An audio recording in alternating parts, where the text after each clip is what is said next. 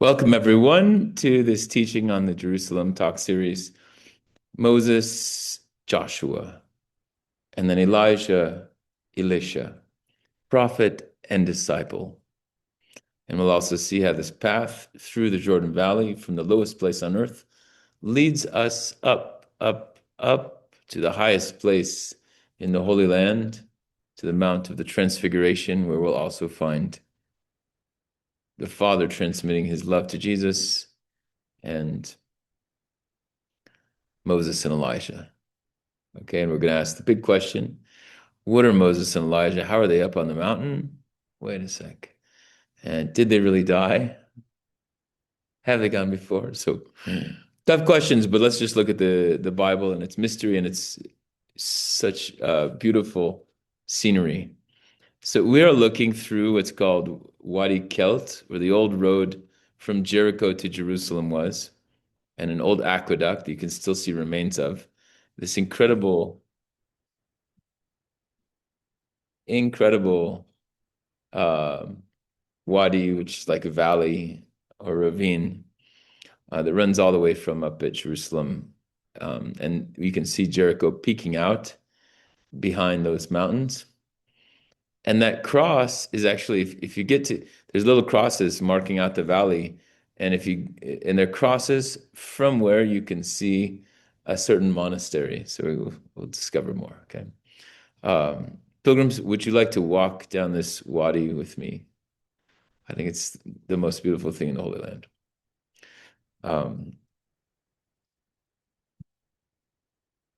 Deuteronomy 34. Let's first visit Moses' story. And if we go, um, what we're seeing peeking out through the distance there is actually Jordan and more or less close to Mount Nebo. Okay, so this is Mount Nebo, a closer shot. Certainly in the winter, perhaps in February. It even looks like there's a snowfall, and so this might have been a kind of miraculous shot that somebody took when they had white on up on the mountain, because it's usually very dry. This is Mount Nebo that Moses ascended and from which he looked into the Holy Land. Moses went up from the plains of Moab, which is in Jordan, to Mount Nebo, the peak of Pisgah, which faces Jericho. Okay, and so try to see where we are. Uh, this map on the right is a map of more or less the Holy Land, Israel, the big West Bank that we know is cut up into lots of different territories. Um, but the map on the left is one that I made especially for this class and for our trip.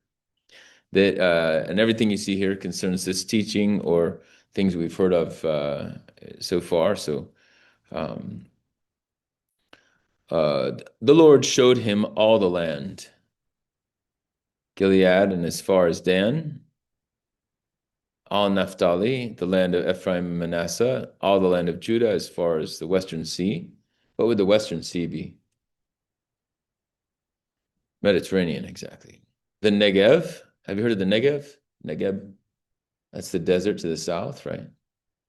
The plain, the valley of Jericho, the city of palms, still a city of palms. What do you make from palms? What's the fruit that grows on palm trees? If they're the right kind of palm trees? Dates. Okay, so the dates in Jericho are sweeter than anywhere else in the world because the saltier the soil, the sweeter the date. And as far as Zoar, okay, Zoar we hear about in that story of Lot's wife when she's turned to a pillar of salt, and it's down uh, farther south from the Dead Sea towards the Gulf of Aqaba. So Dan is the northern point. Dan's at the foot of Mount Hermon, way in the north of the Holy Land.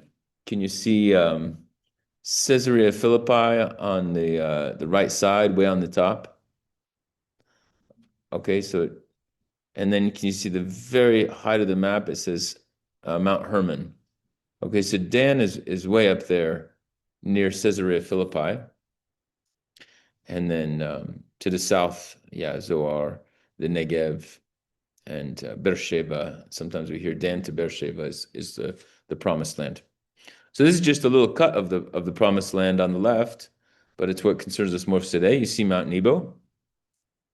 And then can you see Wadi Kelt, where the little squiggly arrow is?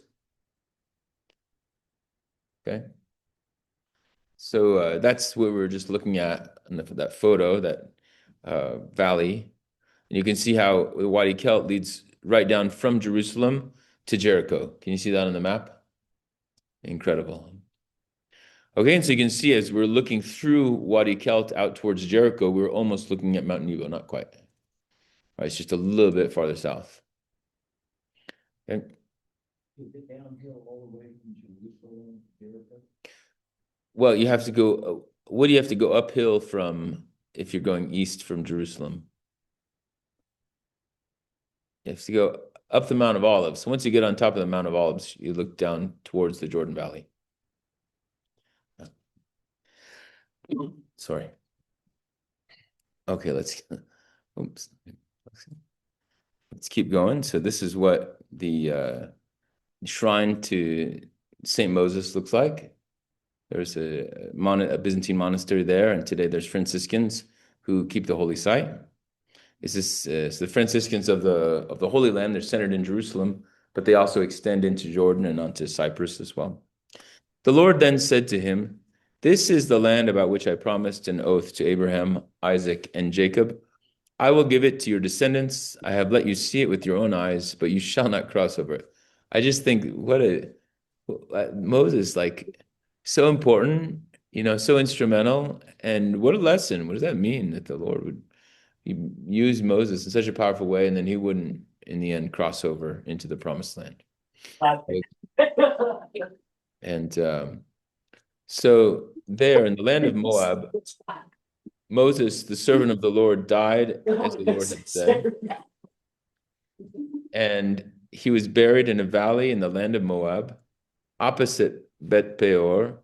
To this day, no one knows the place of his burial. What do you think of that? I just think it's one of the biggest holes in the Bible. No one knows the place of his burial.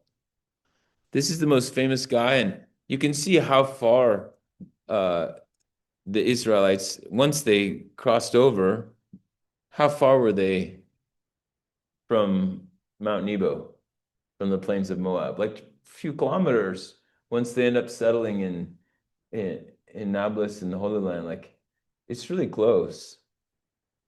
How could they not know where he was buried? Like, wouldn't they have visited? I just think it's a big hole. And why didn't they bring his body in with them? Do you know whose body they did bring in with them? That they carried all through was Joseph. And they would just leave Moses. I just think it's one of the biggest holes in the Bible. I don't hear anyone discussing, but so this shrine is right up on Mount Nebo looking out. Yeah, so this is the shrine to St. Moses. You can see how close this is to the Dead Sea. Mount Nebo is just up there. And so here's our little Mount Nebo that we formed on the shores of the Dead Sea. Okay, and there's another view from back a little bit, the Franciscan shrine. And you can see the plains just below. And so Moses was 120 years old when he died, and yet his eyes were undimmed and his vigor unabated. The Israelites wept for Moses in the plains of Moab for 30 days till they had completed the period of grief and mourning for Moses.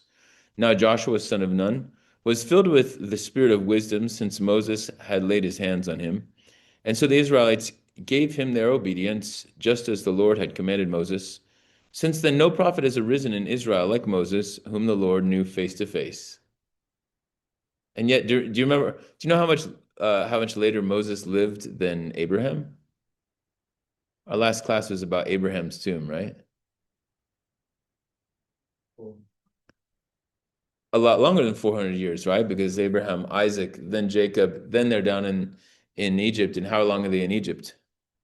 400 years. So we're talking 600 years difference And they hadn't even been living in the promise, but they knew exactly where Abraham, Isaac, and Jacob were buried. But they have no idea where Moses. Who knows? I don't know. I just don't see an explanation. And I think this is a lead in, okay, to our later on in the talk, some of the conclusion. Okay. So anyway, look at the this is the view. You see the Dead Sea? That's why I put this photo here. See the Dead Sea, and then those mountains that are leading up to Jerusalem. So probably on a clear day, if you had a super good telescope, you could see Mount of Olives from Mount Nebo, right? This is a very clear day. I had to look for I had to look really hard to find a photo online to see anything clear because it's usually hazy because of the Dead Sea. But there you can see this the mountains that lead up into towards Jerusalem on the other side of the Jordan Valley, and that's the Dead Sea to the south. Okay. Great west here, is that correct? Exactly. Looking west. Yeah. So I just wanted to go back and forth between photos and maps so you guys kind of grasp some of this geography. And I'm sorry that the for some reason the maps are going to be a little better on your sheet probably. But you see Nablus that we visited on our last teaching, or the teaching before last. Nablus, which is the biblical Shechem, which is where Jacob's well is, which is where they buried Joseph and where Jesus met the woman at the well. And Mount Gerizim, which is the hill where the Samaritans worshipped, and then Samaria, that's marked. That was the capital of the northern kingdom, the capital of Israel when Israel was divided from Judah. Okay, so we're pretty close to Amman as well. I marked on the map the capital today of Jordan. And then I also put down on the right of the map Machaerus. Do you know what that is? This was Herod's palace where he beheaded John the Baptist. Exactly. Okay, and I also marked so the place where John baptizes Jesus is just right there, next to Jericho, right near Jericho, right near Mount Nebo, and right near the Dead Sea. Okay, so you can see if you compare it to the map on the right, you can see how far south we are along the Jordan River, right? So this is all a pretty close proximity, and just a few kilometers between all of this. To get across the Jordan, it varies. This is probably 20 kilometers where it's kind of wide here where Jericho is to get across the Jordan Valley from one mountain to the other. Okay, so Qumran, who's ever heard of Qumran, where the Dead Sea Scrolls were discovered, is right there. Mar Saba, that I talked about in the homily. Saint Sabas, or Saba, was one of the fathers of monasticism in the Holy Land, and it's still an active monastery right near Bethlehem there. And then Hebron is the other city we talked about. Hebron, which is where the burial place of, for those who were there 2 weeks ago, or two teachings ago, Abraham, Isaac, Jacob, Sarah, Rebecca, and Leah. And so our hope for the pilgrims is that we'll go to both Nablus and Hebron. I think they're amazing visits. They're very important biblically, and there's very few Christian groups who go there. There aren't Christians there to welcome you, except for one Russian monk there in Nablus at the holy site of Jesus, where Jesus meets the Samaritan woman, Jacob's well. And then in Hebron, I've heard there's a Russian monk there somewhere, but I've never seen him. And it's just a shrine that's very important for Jews and Muslims. Whereas in Nablus, the tomb of Joseph is a shrine that Israelis controversially will visit during the night, like once a month or something, because it's in the midst of a Palestinian, 300,000 Palestinians, right? So these are pretty hot places that we hope to visit on our pilgrimage if it's safe enough. And we're actually even going to spend a night in Nablus. And Hebron we'll visit right before we go to Bethlehem. So moving forward, so I want to mention this story. If you want to go deeper into the story of Joshua on this Ascent page, you can see the URL at the top in case you want to visit that. It should be beatitudesmissions.org/ascent. And this outlines a whole reading plan and study plan for the pilgrims. And along this, I gave different readings. especially readings that I feel like, wow, you may not know very well. Okay, some of the reading of Abraham visiting Shechem is the first thing he comes to the Holy Land, or the whole story of Joshua. So I just picked the chapters that I thought were important, or the story that we're going to look into right now of Elijah and Elisha. So these are for your pilgrims. It's Bible stories that we're not going to focus on during our trip very much. We'll refer to, but we won't have the time to dive in, and so that might be some holes in your biblical knowledge that you'd like to fill in before the trip. And obviously, for any of you, I think they're really important and interesting parts of biblical history. So let's discover a little more about this story of Joshua as after Moses hands off the baton. Early in the morning, Joshua and all the Israelites, et cetera, and went to the Jordan where they camped before crossing over. After 3 days, Joshua told the people, "Consecrate yourselves, for tomorrow the Lord will do amazing things among you. Now then, choose 12 men from the tribes of Israel, one from each tribe, and as soon as the priests who carry the ark of the Lord of all the earth, the Lord of all the earth, set foot in the Jordan, its waters flowing downstream will be cut off and stand up in a heap." Are you familiar with that story? Isn't it incredible? Joshua did the same thing that Moses did, right? He separated the waters and walked through. And what do they do to keep those waters stopped? As soon as the priests who carried the ark reached the Jordan, their feet touched the water's edge, the water from upstream stopped flowing. It piled up in a heap a great distance away, while the water flowing down into the Sea of Arabah, that is the Dead Sea, was completely cut off. The people crossed over opposite Jericho. And here's Jericho, and there's Jordan Valley in the distance. Again, more or less, Mount Nebo's back there somewhere. This is the valley that we'll walk down. And the priests who carried the Ark of the Covenant stopped in the middle of the Jordan and stood on dry land. They had to keep the ark in the middle of where the river was so that the people could pass by. Isn't that just a cool story?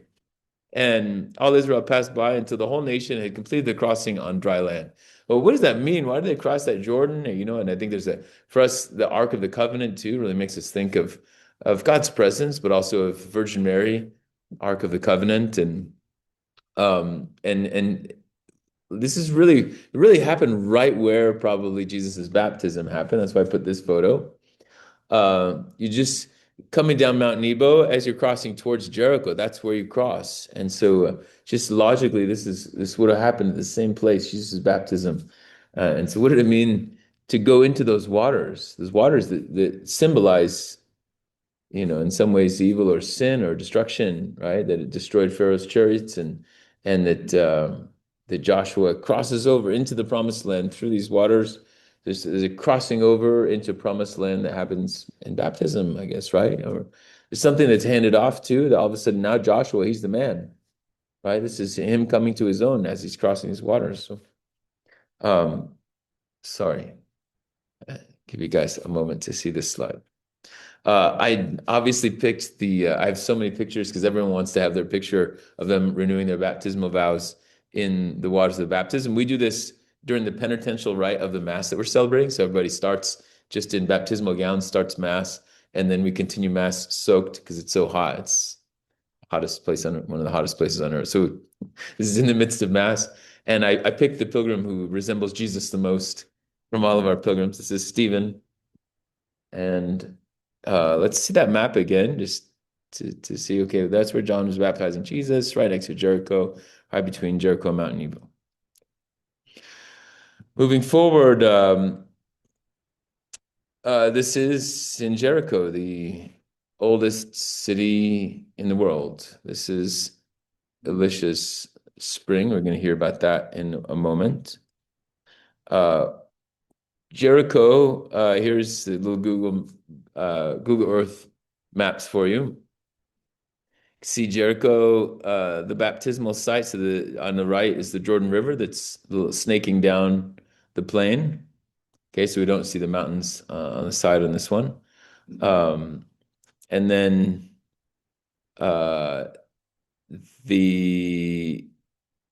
it's Jericho, and the fields that you see are a lot of them palm trees and some other things that are growing. It is a fertile plain, even though it's hot.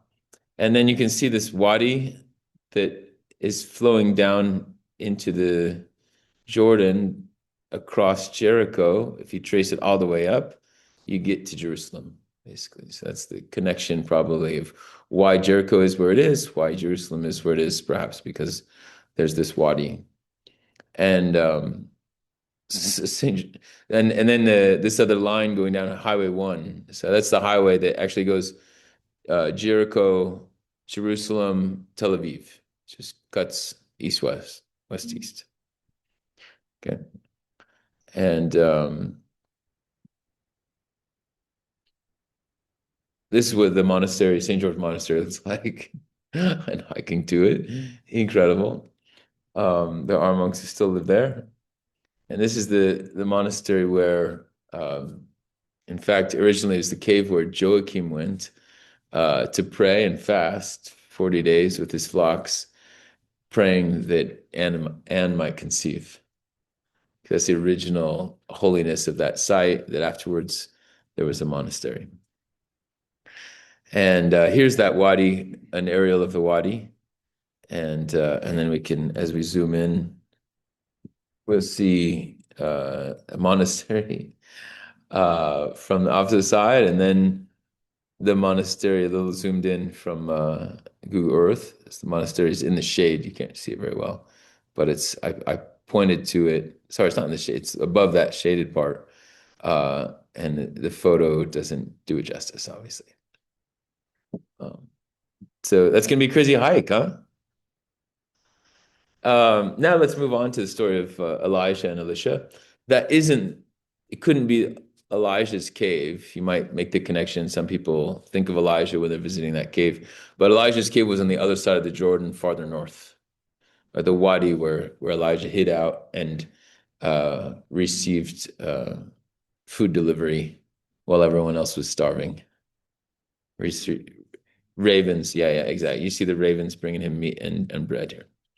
So to discover the story of Elijah, I recommend these two books. A friend of mine, Dave Mason, and some of you pilgrims will probably meet Dave Mason, the author of these, and I encourage you to grab a copy from me if you're in person. I can bring you some, or you can get them on Kindle. I think Lamp of Darkness might even be free on Kindle, and Key of Rains costs a little more, but they're incredible. If you're interested in reading them, I'm happy to lend you or give you or sell you a copy.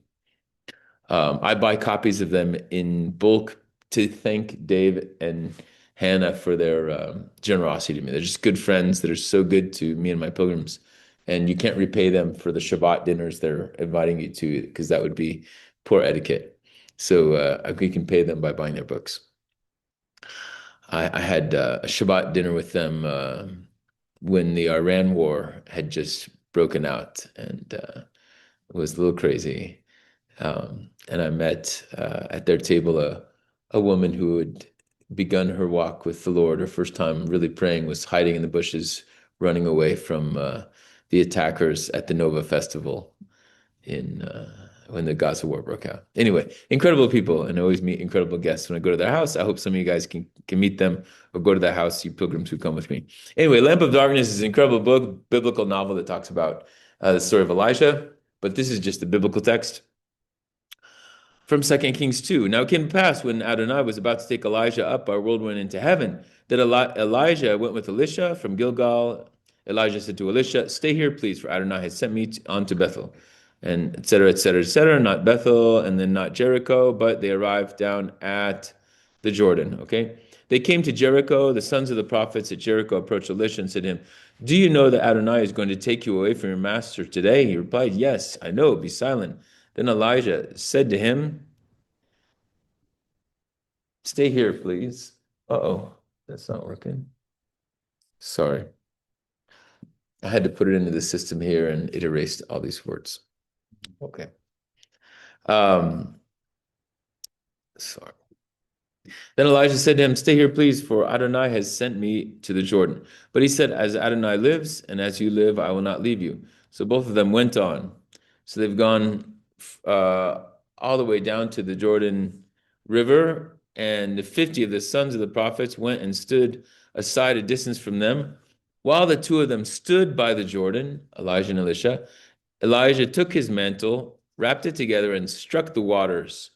and they were divided here and there, so that the two of them crossed over on dry land. Now, as they were crossing over, Elijah said to Elisha, "Ask what I will do for you before I am taken up from you." So Elisha said, "Please, let a double portion of your spirit be upon me." He replied, "You have asked a hard thing. Nevertheless, if you see me when I am taken up from you, it will be so to you. But if not, it will not be so." As they were walking along and talking, behold, a chariot of fire and horses of fire separated the two of them, and Elijah went up by a whirlwind into heaven. As Elisha was washing, he was crying out, "Avi, Avi, the chariot of Israel and its horsemen." Then he saw him no more. So he took hold of his own clothes and tore them in two pieces. Not the end of the story, right? Then he picked up the mantle of Elijah that actually fell. Okay, when he returned and stood by the bank of the Jordan, he's like, "Is this thing really work?" Right? He takes the mantle and strikes the waters and says, "Where is Adonai, the God of Elijah?" As indeed he struck the waters, they parted here, then there. Then Elisha crossed over. When the sons of the prophets at Jericho saw him some way off, they said, "The spirit of Elijah has rested on Elisha." So they came to meet him and bowed down to the ground before him. Wow, incredible, huh?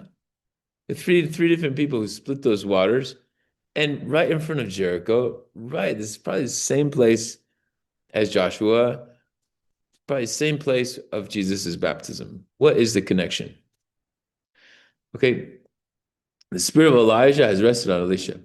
Then the men of the city said to Elisha, "Look now, the situation of this city is pleasant, as my lord sees, but the water is bad and the land barren." He responded, "Bring me a new jar and put salt in it." So they brought it to him.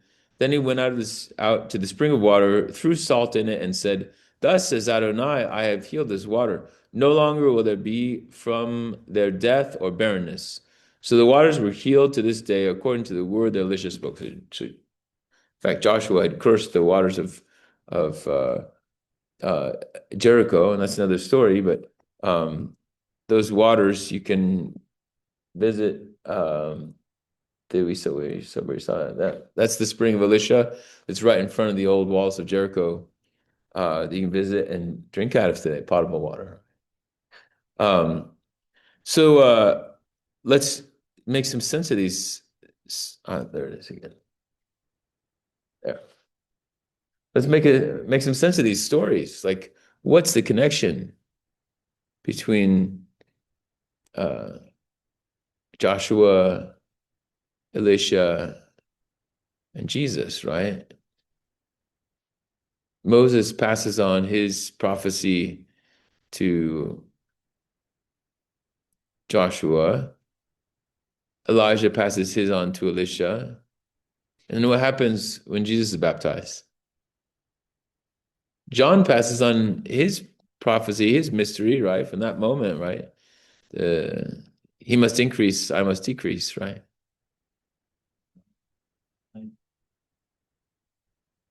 John was Elijah. Exactly. This is the one to come if you read the book of Micah, right?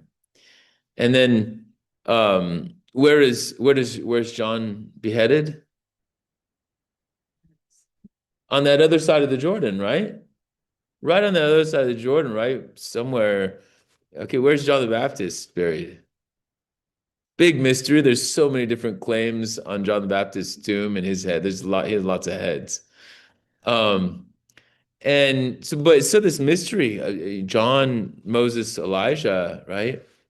Wow, and then Jesus is on the other side of the banks, and all his ministry is on the other side of the Jordan, right? So I think there's a big connection. Um, and again, this happens at the bottom of the world, okay? And uh, go down, right, and go up are very important words in Hebrew. Allah, to go up. Yarad, Jordan, actually means to go down. Jordan is the word descend. Okay, so this descent comes from where? We said that, so Dan at the north is at the foot of Mount Hermon, and that's where the biggest freshwater spring is in the whole Middle East.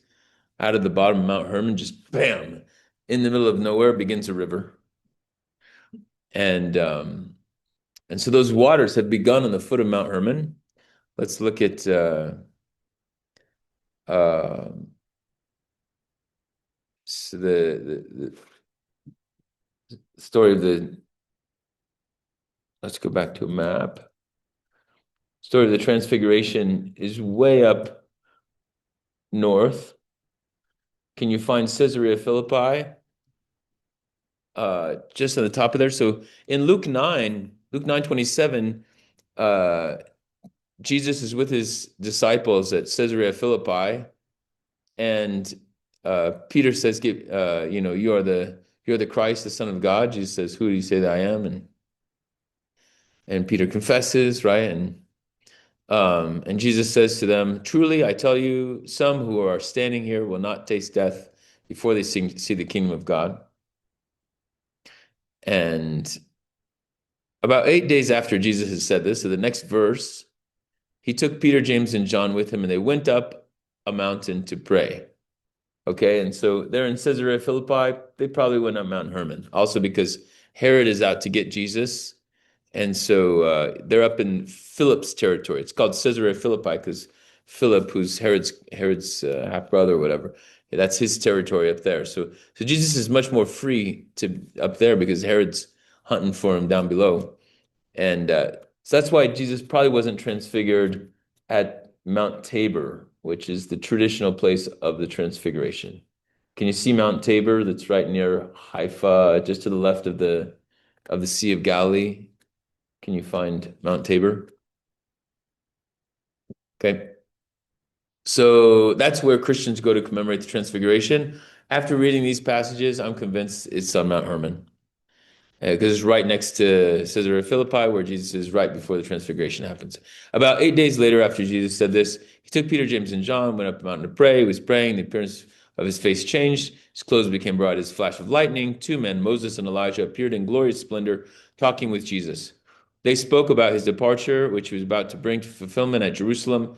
Peter and his companions were very sleepy, but when they became fully awake, they saw his glory and the two men standing with him. As the men were leaving Jesus, Peter said to him, "Master, it is good for us to be here. Let us put up 3 shelters, one for you, one for Moses, one for Elijah." He did not know what he was saying. While he was speaking, a cloud appeared and covered them, and they were afraid as they entered the cloud. A voice came from the cloud saying, "This is my son, whom I have chosen. Listen to him." Okay, what are the connections with Jesus' baptism in that? Same picture, same cloud. Okay, there's a cloud, there's an appearance from heaven. "This is my beloved, this is my son whom I've chosen, listen to him." Okay, there's this voice. So there's a transmission of the Father to the Son that happens in this mystery of Jesus' baptism and in the Transfiguration. Okay, there's Moses and Elijah, two other men who had theophanies that involved clouds and glory, right? And here they are, right? And at the top of the Jordan, the highest place in the Holy Land. Here they are, and they had mysteriously kind of died at the bottom, at the lowest place in the Holy Land. I think there's so many connections between, therefore, Moses and Elijah at the baptism and at the Transfiguration. So for me, it's a big question, but I think there's a question of transmission, right? And of maybe this also transmission from Old Testament to New Testament, and now to Peter, James, and John. Maybe there's a connection: Jesus, Moses, and Elijah, and then Peter, James, and John is at the church. So I think there's so much going on here, and I encourage you to meditate on it and enjoy.